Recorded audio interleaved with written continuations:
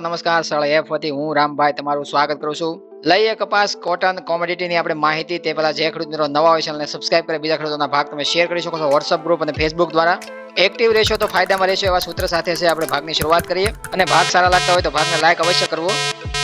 કપાસની અંદર દિવસના અંતનો ત્રીજો ભાગ છે રજૂ કરવામાં આવ્યો છે. આ ભાગની અંદર છે આપણે યુએસ ડેટ સાપ્તાહિક નિકાસ વેચાણના છે રજૂ કરવાના છીએ. પાછળ ભાગની અંદર છે આપણે પહેલા આપણે શરૂઆતમાં છે ભાગની અંદર છે આપણે હાજર બજારમાં ગુજરાત શંકર ઘાસડીથી માંડીને તમામ રાજ્યોમાં છે આપણે કેવો રિપોર્ટ જોવા મળે છે એ પ્રમાણે આપણે ચર્ચા કરીશું. અને બાદમાં છે આપણે યુએસ નિકાસના સાપ્તાહિક આંકડા છે આપણે રિપોર્ટની અંદર સમજીએ. પહેલા છે આપણે વેચવાલીની ચર્ચા કરીએ તો અલગ અલગ રાજ્યોમાં દેશની અંદર થોડી આજે વેચવાલીનું પ્રમાણ છે વધેલું જોવા મળ્યું. એમાં ગુજરાતની અંદર છે આપણે થોડું વધારે જોવા મળ્યું છે. તમામ બીજા રાજ્યોની અંદર છે આપણે દબાણમાં જે વેચવાલી છે એમાં ઘટાડો જોવા મળે છે, પણ આપણા ગુજરાતની અંદર છે થોડું આપણે વધીને જોવા મળે છે. કારણ કે થોડા ઘણા પણ નબળા સમાચાર અથવા તો નબળા ડેટા જો પહોંચે તો વધારે પડતા મંદીવાળા સક્રિય થાય અને તરત જ તે કપાસની અંદર દબાણ અથવા તો કપાસની અંદર કરેક્શન, કપાસની અંદર ઘટાડો, કપાસની અંદર છે ઢીલાશ ચેનલોના માધ્યમથી સોશિયલ મીડિયાના માધ્યમથી આપણને અફવાઓ જોવા મળતી હોય ને એ બાદ ખેડૂતો બીકમાં અને આવેશમાં આવીને ડિસિઝન પોતાનું તરત લઈ લેતા હોય છે. અને ડિસિઝન છે વારંવાર આવું 1400 અને 1400 કરતા પણ નીચા ભાવે છે ખેડૂતોએ ઘણું બધું આગળના 1.5 મહિના કે 2 મહિના પહેલા છે લીધું છે અને એ પ્રમાણે છે વેચવાલી ઘણી બધી એ સમય આપણને જોવા પણ મળી. એના માટે અમે એટલા બધા સક્રિય અત્યારે થયા છીએ કે 3 ભાગ કે 4 કે 5 દિવસના ભાગ રજૂ કરવા પડે તો ભલે કરવા પડે, પણ ભાગની અંદર છે અત્યારે હાલ માહોલ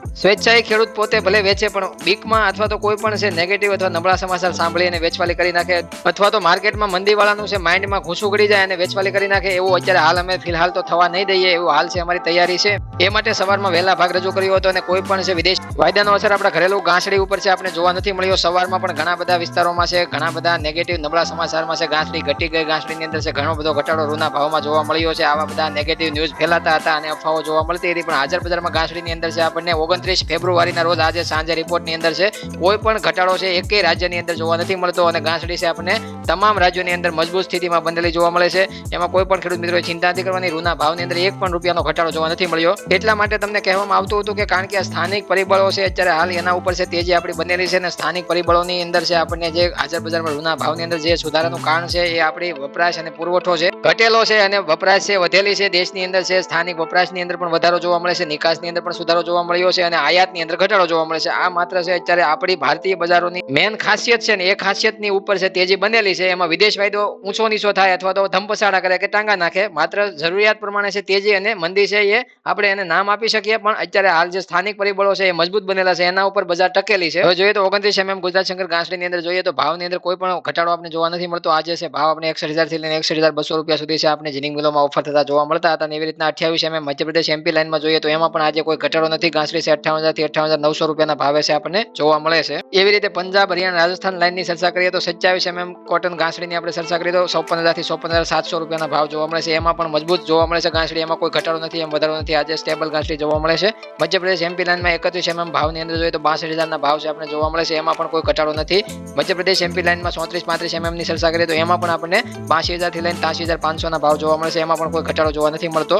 એવી રીતના કર્ણાટક લાઈનમાં 34-35 ની ચર્ચા કરીએ તો 83,500 રૂપિયાથી લઈને 85,000 સુધીની ઘાસડીની જે આપણે કાલે ચર્ચા કરી છે એ ઘાસડી પણ આપણને આજે સ્થિર સ્ટેબલ ઊંચા ભાવમાં જોવા મળે છે. એમાં કોઈ ઘટાડો નથી. મજબૂત ઘાસડી આખા દેશની અંદર તમામ રાજ્યોની અંદર બનેલી છે અને એનું કારણ માત્ર સ્થાનિક પરિબળ છે અને સ્થાનિક પરિબળો ઉપર અત્યારે હાલ ભારતીય બજારો કપાસ બજાર આપણી અને કપાસ બજારમાં જે સુધારો છે એનું વલણ છે એ દર્શાવે છે. ભારતીય બજારો મજબૂત પરિબળ છે, સ્થાનિક છે અને સ્થાનિક પરિબળ ઉપર છે અત્યારે ચાલતી જોવા મળે છે આપણને. અને કપાસિયા બજારમાં તેજી થયા બાદ છે પણ વેચવાલી છે જીનિંગ મિલો દ્વારા અટકી છે. જીનિંગ મિલો દ્વારા છે અત્યારે કપાસિયામાં વેચવાલી ઘણી બધી અટકી ગઈ છે, એનો પણ કપાસ બજારને ટેકો છે. હવે આપણે સાપ્તાહિક આંકડા લઈએ. યુએસ નિકાસ વેચાણના 22 ફેબ્રુઆરી 2024ના અંતના સપ્તાહ માટેનો રિપોર્ટ છે તમારી સામે રજૂ કરીએ. નેટ અપલેન્ડ સેલ્સ સાદા કપાસમાં 2023-24 માટે છે. અપલેન્ડનું કુલ 40,000 ઘાસડીનું ચોખ્ખું વેચાણ પાછલા સપ્તાહની સરખામણીમાં 69% અને અગાઉના 4 સપ્તાહની સરેરાશ કરતા 83% ઓછું જોવા મળ્યું અને પાકું 100% એનો અસર છે વિદેશ વાયદા ઉપર બનેલો જોવા મળ્યો અને એ આપણે ધારણા મૂકી હતી આજના સવારના ભાગમાં અને કાલના ભાગમાં પણ આપણે દર્શાવ્યું હતું કે વિદેશ વાયદાની સાપ્તાહિક નિકાસ વેચાણના આંકડા ઉપર છે તેજી મંદી વધારે પડતી જોવા મળશે આપણને.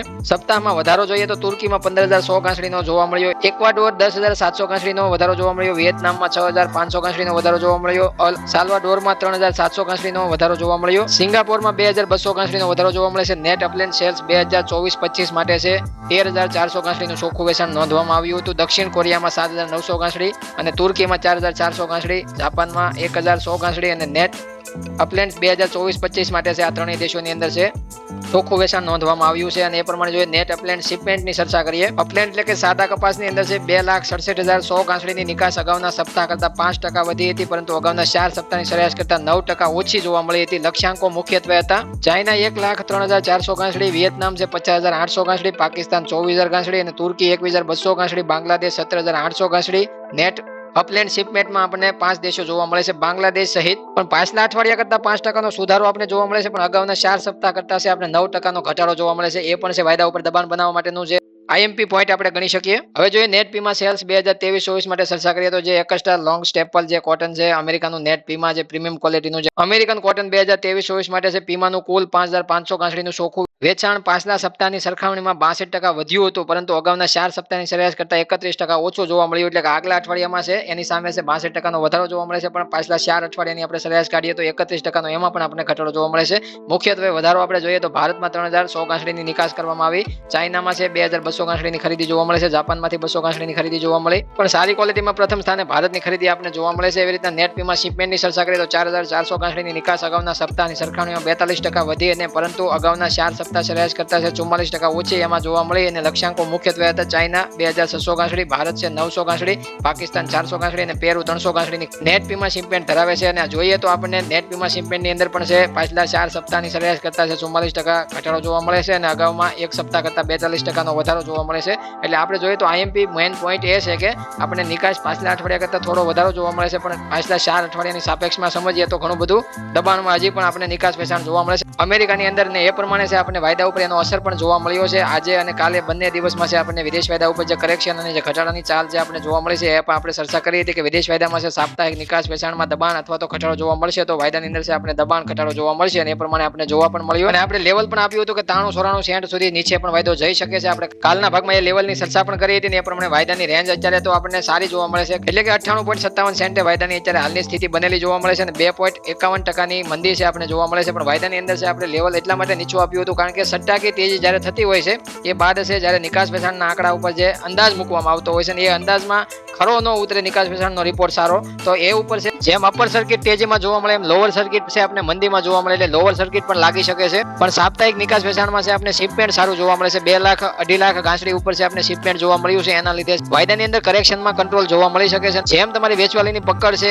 એ મજબૂત રહેતી હોય છે એવી રીતના છે વેચવાલી જેમ મજબૂત પકડમાં જોવા મળતી હોય એવી રીતના ભાવની અંદર છે કપાસના સુધારા તરફી જે માહોલ છે આપણા ભારતીય બજારોમાં જોવા મળે છે. એવી રીતના વાયદા ઉપર છે સેલરની સંખ્યા જ્યારે આવી થતી હોય છે, જ્યારે કરેક્શન થોડું જોવા મળતું હોય છે, લોઅર સર્કિટમાં પણ વાયદો જતો હોય છે અને એ માટે ટેકનિકલ લેવલ છે આપણે 93-94 સેન્ટનું જે તળિયાનું બતાવ્યું હતું ને ઉપર મથાળાનું જે 100 થી 108 સેન્ટ સુધી છે વાયદો છે આપણે તેજીમાં સારો રિપોર્ટ આવ્યો હોય તો જઈ શકે એવી ચર્ચા પણ આપણે કરી હતી. જોઈએ તો આજે હાજર બજારમાં રૂના ભાવની અંદર કોઈ ઘટાડો જોવા નથી મળતો, કપાસિયાની અંદર પણ કોઈ ઘટાડો જોવા નથી મળતો. કપાસના ભાવ ઉપર પણ મજબૂત 70% વિસ્તારમાં છે તેજી બનેલી છે અને એ પ્રમાણે સમજીએ તો વાયદા ઉપર છે આપણને ઇફેક્ટ કેવી જોવા મળે કાલના ભાવમાં આપણે સમજશું, સવારના ભાગમાં રિપોર્ટ રજૂ કરશું. તો એ માટે કોઈ ખેડૂત મિત્રોને ચિંતા ન કરવી ને હવે જોતા રહેવા અમારા ભાગ. જય જવાન, જય કિસાન, જય ભારત, જય ઠાકર.